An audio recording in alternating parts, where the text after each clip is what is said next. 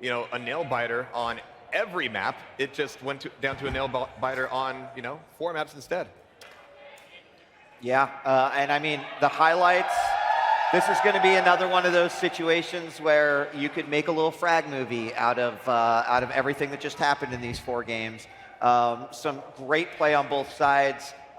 You know, one of my favorite moments, which I'm sure we'll see, was, of course, the orb to win the game. I believe that was Molten Falls. Yeah. Just some phenomenal play.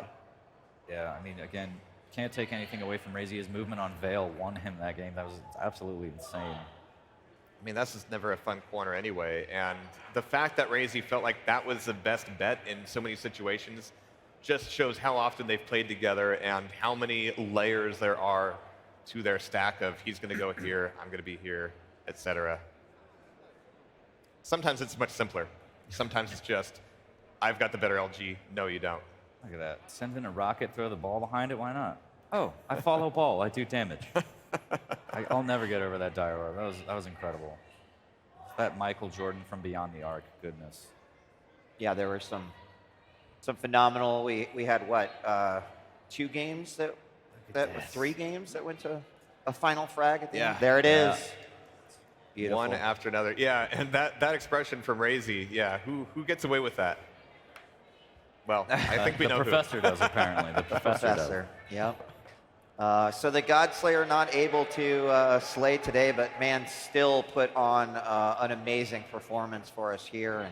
And to think that we still have one more match to go is pretty fantastic as we see the final moments of this matchup between Rapha and Raisy. Raisy played great all tournament, but it was Rapha who took the series. And he is with us now here on the desk, and I want to kick off the questions here. Just doing my research prior to the tournament, and I watched a couple of VODs that you were playing last week. And one of the things that you said pretty consistently is, my rail is shit. Like, I can't take this rail to QuakeCon. Exactly, yeah. What we saw just now and throughout the tournament, I feel like whatever you needed to adjust was adjust. But can you comment on a week ago on stream you saying, man, my rail is not great and I can't take this to where we are today? Yeah, I think that was just the one thing that was faltering in my game. And because, you know, if you hit below 30, 33%, you're not going to win very many games. So just doing my best to set myself up for good situations, and then just keep reminding myself, take the rails where if you miss, it doesn't matter. It's okay. Like, don't go for these all-in rails where you have to chain them all together. Just allow things to happen for you and allow pressure to be applied once you finally hit that free shot, and then it's unreturned damage, and then see what you can do from there. Great. Well, we had an unbelievable 4 games casted by these gentlemen over here. What do you have to ask Rapha here? Oh, man. So going into this, I know over the past 3 days, there's been a ton of matches going through. Going up against Raisy here, what was actually going through your head? I mean, I know it's kind of like a boilerplate question, but I'm actually sincere about it this year.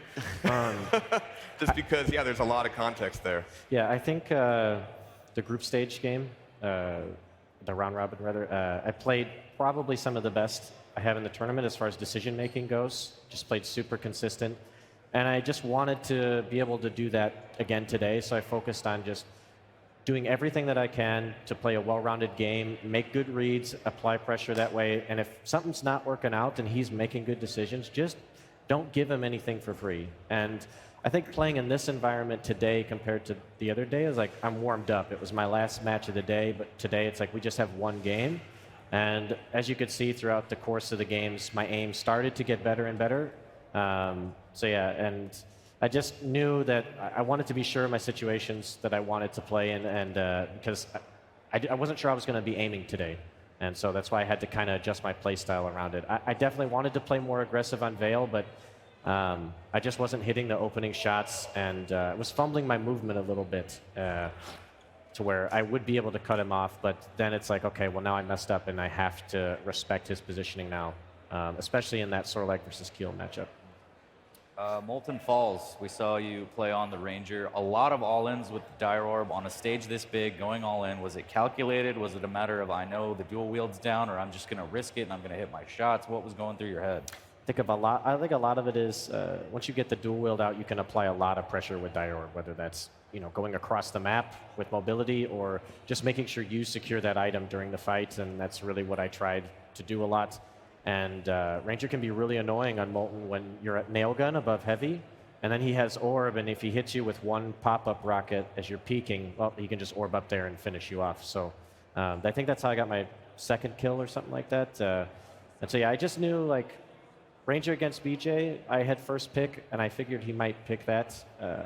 Ranger just, as soon as he dual wields, I can either all in to like make it a really hectic, tough fight and maybe deal a lot of burst damage, or I can, if he's misused it, I can use it to get away. And that was my strategy, picking Ranger over Blaskovitz on that map. And I felt I played it pretty well, but I almost choked at the end. I'm glad I was able to bring it back, though. No, you hit the 3 from beyond the arc. It was fantastic, Oh, yeah. and I'm sure it'll be replayed over and over and over again.